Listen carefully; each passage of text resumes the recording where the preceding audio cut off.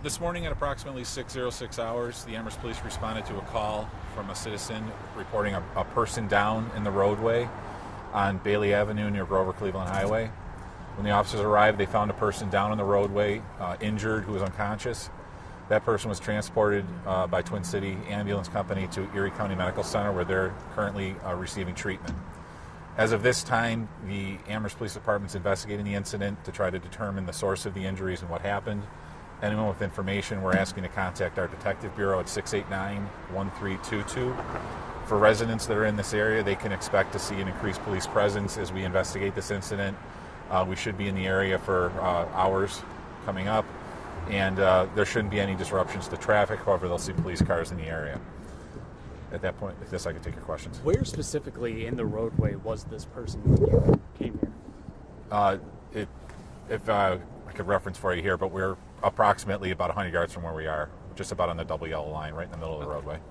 So it was on Bailey? It was on Bailey, yes. Bailey about 100 yards north of Grover, Cleveland. So the investigators went to some of the surrounding businesses as well, so does it help to be able to get kind of a full picture? What's the purpose of that exactly?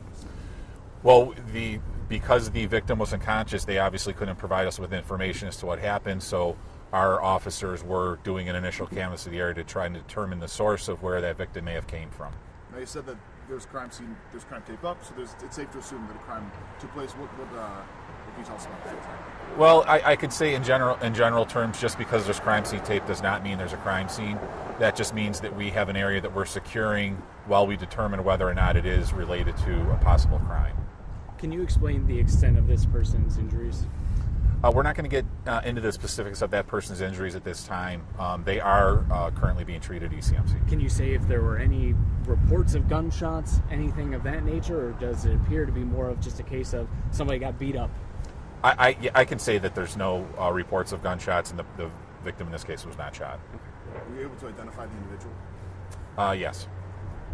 Are you getting we're not going to release it. I'm sure we'll update it at some time, but at this point, we're not releasing that information. Can you give us any information just about age, sex of the person? It was a male, and I don't have the person's age right in front of me at this time anyway. There's a few businesses around the area. Why just the funeral home taped off? Well, again, we're just going off of our initial investigation. We don't know. It could, at this stage, we don't know that there's not more or another crime scene somewhere else. We're not even sure if this initial location is a crime scene. We're still investigating. Were any witnesses there that you were able to speak with that might have any idea? There's several parties that we're speaking with. We don't know if they're witnesses at this time.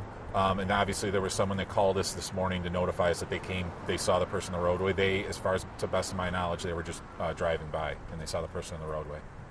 Saw somebody in the back of a police cruiser. Was this person a suspect person of interest, if you will? There's no suspects at this time. Like I said, there's a few people that we are speaking to, but because of the temperatures out here, we are letting them sit in our cars just to stay warm. No. Any indication of foul play? At this point, we don't know. I mean, that's all part of the investigation. Someone's injured, they're unconscious. Based on the nature of our work, we have to assume the worst, but we don't know specifically what caused the injuries at this point. Do you ask how dangerous can these conditions be? I know obviously it gets a lot colder, but do you need to work quicker in these situations when it is a little bit colder outside? For us, unfortunately, working quicker is not always an option. We have to be methodical in our investigations, and we have to, there's procedures and rules and law we have to follow, so we don't have that option. So we have to kind of work within whatever elements we are presented with. But as for the individual that's found on the ground, extra precautions must need to be taken with the weather. Oh, of course, yeah. If person could be, with exposure or anything like that, sure, we would want to get them treated as soon as possible. Were these person's injuries life-threatening? I can't say for sure at this point. They are in the last update I'd received. They were in stable condition. And what does the funeral home have to do with the whole?